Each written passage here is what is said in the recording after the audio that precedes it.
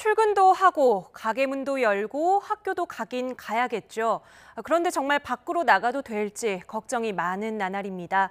오늘 서울과 수도권에는 사상 첫 초미세먼지 경보가 내려졌습니다. 현재 공기질 상황 그리고 앞으로 전망까지 짚어봅니다. 방기성 K웨더 예보센터장 모셨습니다. 어서 오세요. 네, 안녕하세요. 네. 자, 먼저 영상과 함께 주제어로 정리해봤습니다. 보고 오시죠.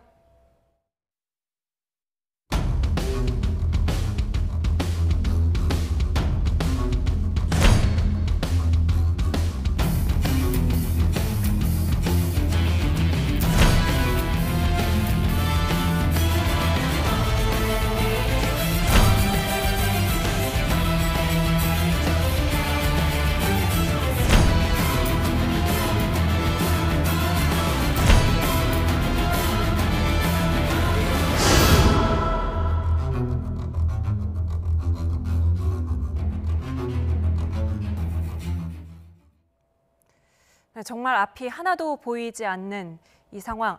누구보다 오늘 어느 정도 미세먼지 심각한지 어떻게 보면 대한민국에서 가장 잘 알고 있는 전문가 중에 한 분 아니시겠어요? 방기성 센터장께서는 오늘 어떻게 다니셨습니까?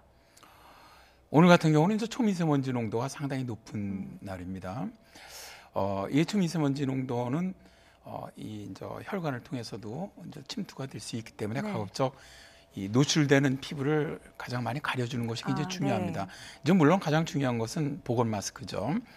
저 같은 경우는 이제 좀 호흡기가 좀 약해요. 그래서 조금만 좀 낮아져도 바로 보건 마스크를 쓰는 편인데 오늘 같은 경우는 아예 새 걸로 이제 갈아 끼고 나왔습니다. 그래서 이제 하루 정도 쓰면 이제 오늘 못 쓸 것 같은데 일단 그리고 이제 모자를 썼고요. 그다음에 목도리를 두르고 이제 보건 마스크 쓰고 장갑 끼고 일단 그렇게 이제 좀 다녔고요.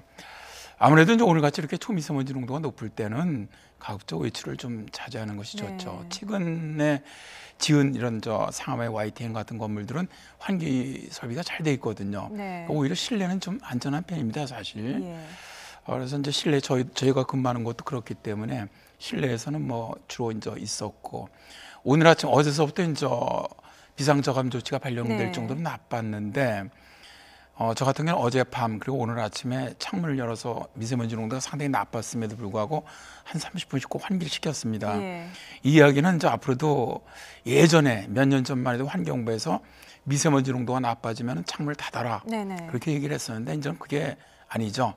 실제로 실내 미세먼지라든가 오염 정도가 더 심할 수가 있기 때문에 아무리 미세먼지 농도가 나빠도 환기를 시켜주는 것이 굉장히 중요합니다. 환기를 시키기에 좋은 시간대라든지 그런 게 따로 있나요? 가장 좋은 게 새벽이 가장 좋습니다. 통계를 내보면 5시에서 7시 사이가 가장 낮고요. 그다음에 이제 출근 시간과 맞물리면서 이제 난방 시작되고 뭐 산업체 가동도 한 이런 9시에서 11시 사이가 가장 높아지거든요. 그래서 그렇게 해놓고 나서 닫은 다음에 공기청정기를 가동을 시키고 이제 가습기를 틀어주고 그다음에 이제 이 스프레이를 뿌려갖고 좀 미세먼지를 갖다 방바닥으로 좀 가라앉히고 닦아주고 그런 작업을 좀 합니다. 그러니까 마스크만 써야 되는 게 아니라 노출되는 피부를 최소화해야 되는군요. 뭐 장갑도 끼고 목도리도 하고 그리고 새벽 5시부터 7시 사이에는 잠깐이라도 환기를 시켜주는 게 차라리 더 낫다. 훨씬 낫다고 봅니다. 알겠습니다. 자, 서울과 경기도는 오늘 첫 초미세먼지 경보였다고요. 이게 어떤 의미인가요?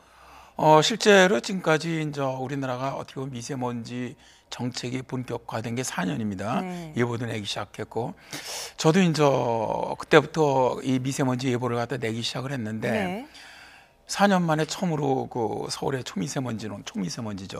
미세먼지는 뭐 경보가 나온 적이 있었고요.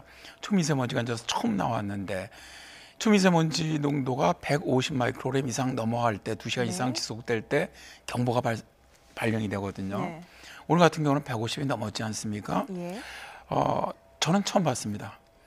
정말 아주 뭐 거의 최악의 미세먼지였다고 봐도 되죠. 오늘 서울 강남이 173 마이크로그램, 경기 여주 같은 경우에 188까지 올라갔습니다.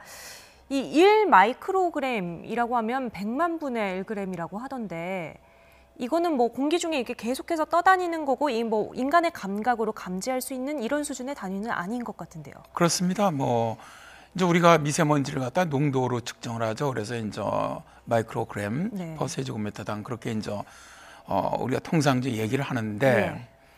무게 자체도 뭐 우리가 느낄 수가 없고 네. 일단 입자의 그 크기 자체도 우리가 알 수가 없죠. 네. 너무나 입자가 작기 때문에 눈으로 보이지도 않고 네. 사실 그런 특징들을 갖고 있죠. 네. 이 마이크로미터라는 단위가 1mm의 1,000분의 1이라고 네. 나옵니다. 그러니까 미세먼지는 지름이 10 마이크로미터 이하일 때, 초미세먼지는 지름이 2.5 마이크로미터 이하일 때를 말하는데 초미세먼지 같은 경우에는 날씨가 맑은 날도 있다고 하더라고요.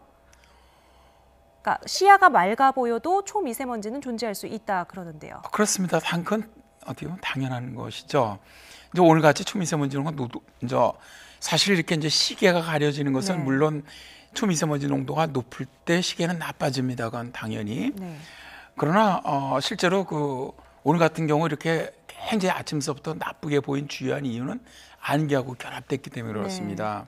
안개하고 결합되다 보니까 안개 시계가 워낙 나쁜 데다가 초미세먼지가 더해지다 보니까 오늘 같은 경우 인천공항 같은 경우는 그 저시정 2등급까지 발령됐거든요. 예. 그래서 일본에서 오던 항공기도 회항을 하고 그랬는데 그 정도로 굉장히 가시거리가 짧아졌다는 것이죠.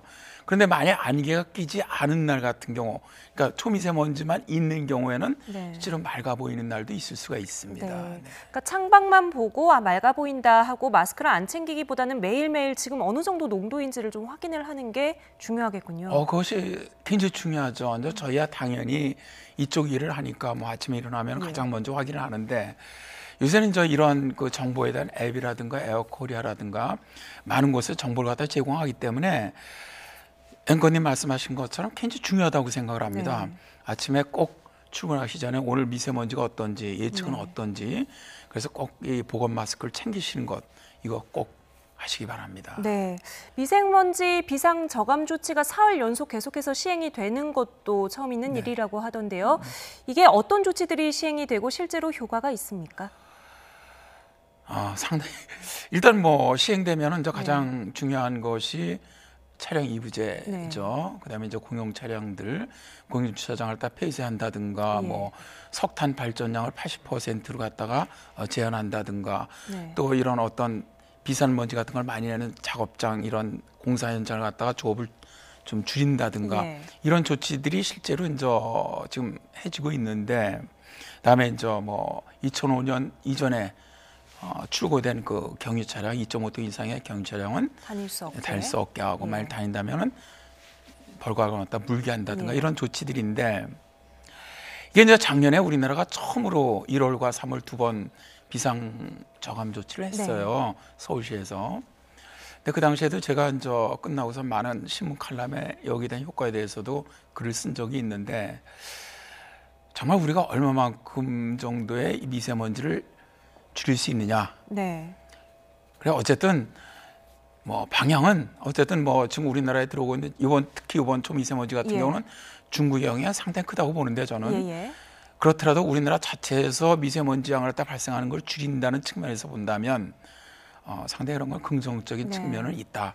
어느 정도의 양이 줄어드느냐 이거는 사실 뭐 연구하는 데마다 약간 차이가 있기 때문에 정량적으로 몇 %다 이건 말씀드리기가 좀 어렵습니다. 장기적인 관점에서는 어쨌든 긍정적인 효과를 거두겠지만 지금 당장 오늘 미세먼지를 없애려면은 결국에는 바람이 부는 수밖에 없나요? 그렇습니다. 그러니까 방법은 없죠. 내일 이제 오후서부터 좋아진다고 예보가 나오는 것도 결국 이제 시베리아 고기에 우리나라 내려오면서 바람이 강해진다는 거거든요. 최근에 이제 우리가 뭐 4만 3이다. 이게 뭐냐면 따뜻한 날은 미세먼지 농도가 높아진다는 거거든요. 그러니까 일단 뭐 이러한 차가운 바람이 불면은 미세먼지 농도가 확산이 되기 때문에 농도가 낮아지죠. 그러나 오늘같이 이렇게 대기가 안정돼 있고 이동성 고기압권에서 안개도 끼고 바람도 없고 그러면은 이 미세먼지 자체에서 만들어지는 것에다가 중국에서 넘어오는 것까지 같이 더해지는데 이것들이 정치한단 말입니다. 그러면서 그냥 쌓이는 거예요. 그러니까 농도가 오늘도 보면 아침부터 오후로 들어갈수록 점점 높아지고 있거든요. 그런 현상이 발생하는 것이죠. 예, 알겠습니다. 내일 오후부터 북서기류가 불면서 조금씩 이제 미세먼지 농도가 옅어지겠지만 쌓여 있는 게 많아서 내일 하루 평균으로 보면 나쁨 수준인 곳이 많다고 하니까 내일도 조심하셔야겠습니다. 자, 일단 초미세먼지가 기승을 부리면서 지금 계속 걱정이 되는 게 건강 관리인데요. 미세먼지가 건강에 미치는 악영향과 대처 방안은 없는지 짚어보도록 하겠습니다. 천은미 이대 목동병원 호흡기내과 교수 전화로 연결돼 있습니다. 교수님 안녕하세요. 네, 안녕하십니까. 네.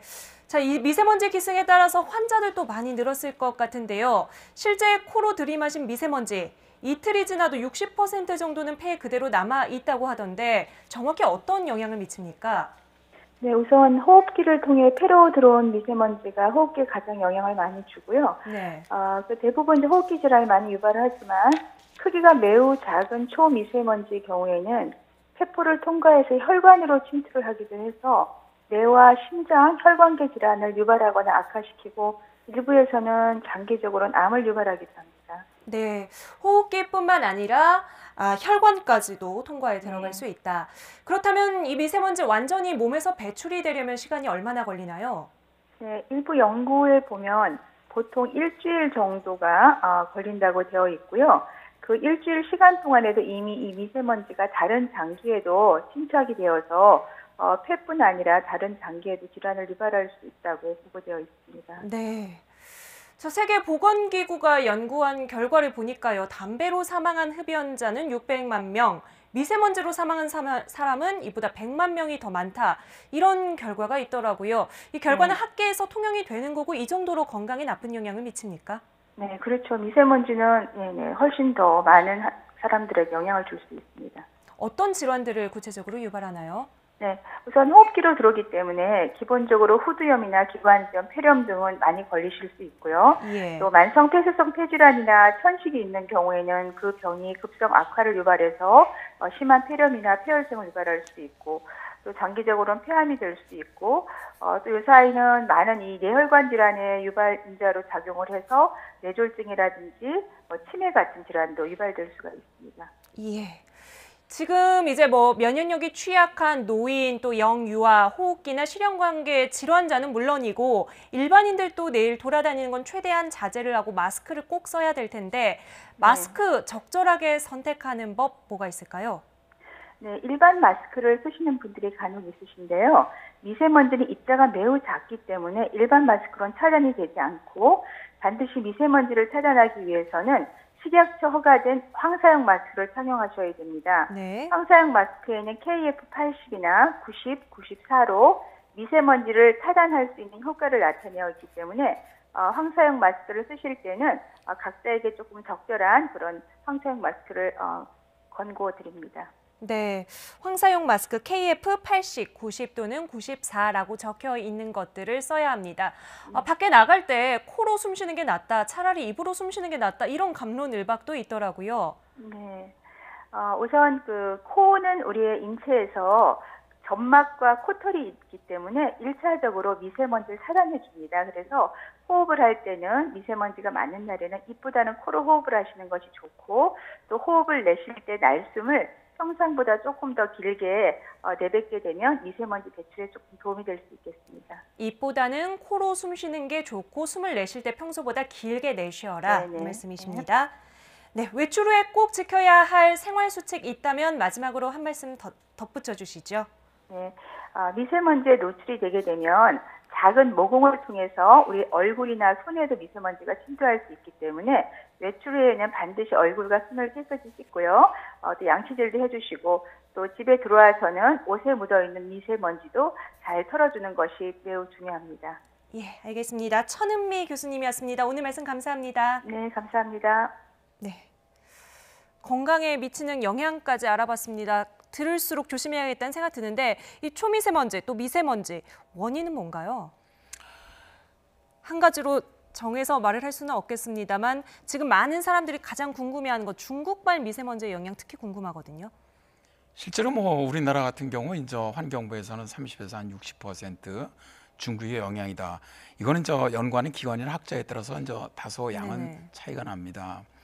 저는 이게 굉장히 중요하다고 보는데 저 같은 경우는 저 미세먼지에 관련된 책도 썼고 많은 칼럼도 쓰고 있고 논문도 썼고 뭐 나름대로 예보도 지금 4년째 해오고 있고 그런데 저 같은 경우는 이런 발표보다 실제로는 저 정말 중요한 미세먼지 농도가 어느 계절이냐는 것이죠. 이게 겨울이거든요.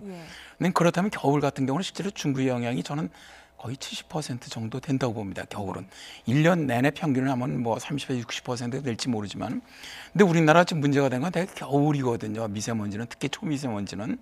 이게 왜냐하면 저 중국의 뭐 난방시약이라든가 이따 밖에 많은 뭐 석탄 화력 발전이라든가 이런 것들에 발생하는 것들이 결국 우리나라로 날아오는데, 물론 우리나라도 최근에 와서 경유차가 많이 증가하고 있고 또 석탄 발전도 또 사실 많이 하기 때문에 양이 조금씩 늘어나는 건 사실이지만 실제로 이제 오늘 같은 경우도 이제 지나고서 내일 가서 다시 분석을 하겠지만 예를 들어서 오늘 서울이 150이었는데 초미세먼지가 70%가 중국발이었다 그러면 우리나라 자체에서 만들어진 건 45밖에 안 된다는 얘기입니다.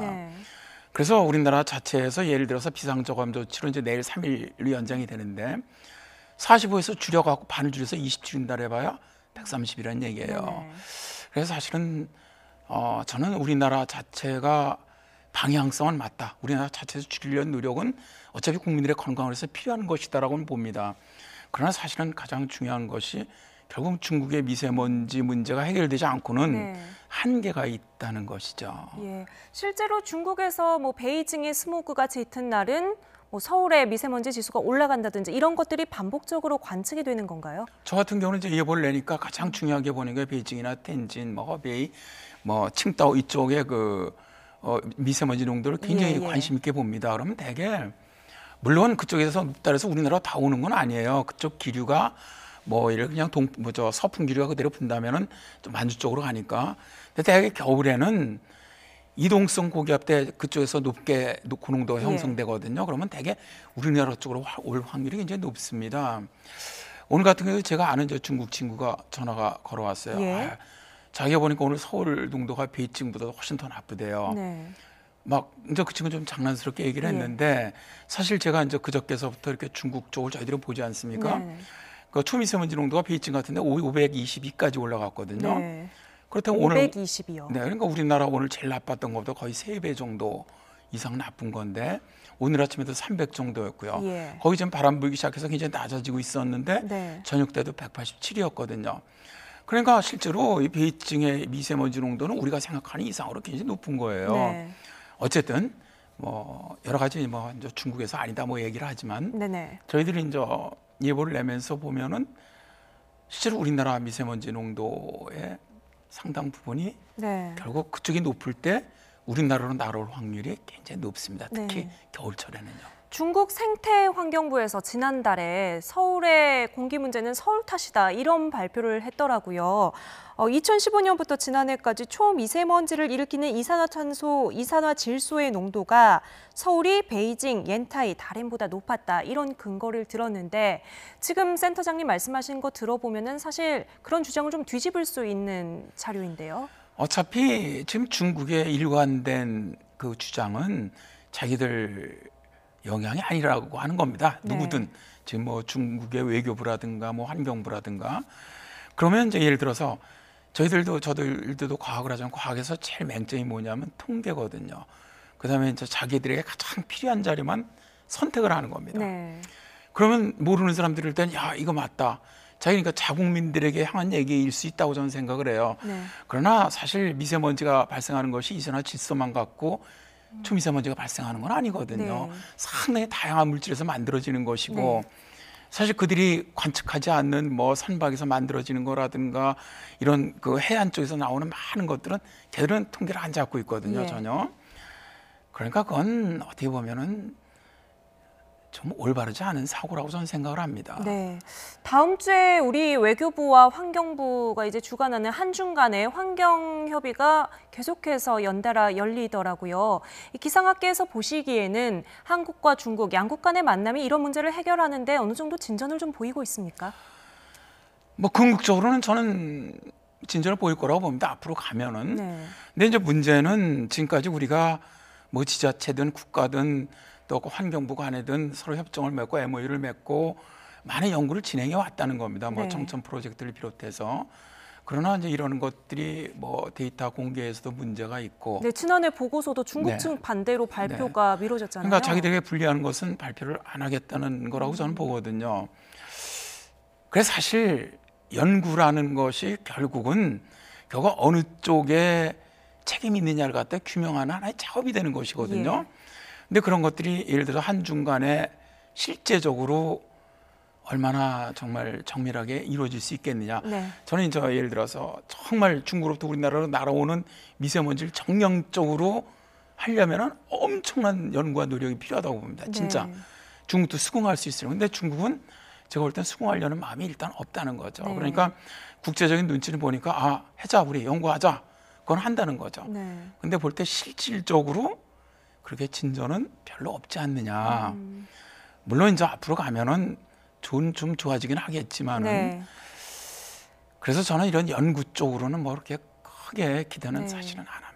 어떻게 보면 한편으로는 더 많은 연구와 팩트를 근거로 중국 쪽을 계속 압박을 해야 된다는 그런 생각도 들고요. 그때까지는 시간이 많이 걸릴 테니까 일단 내일 외출하시는 거 조심하시고 외출하기 전에 말씀하셨던 것처럼 마스크 잘 쓰고 장갑, 목도리도 꼭 하고 다니셔야겠습니다. 네, 오늘 말씀 여기까지 듣겠습니다. 방기성 K웨더 센터장이었습니다. 오늘 말씀 감사합니다. 네, 감사합니다.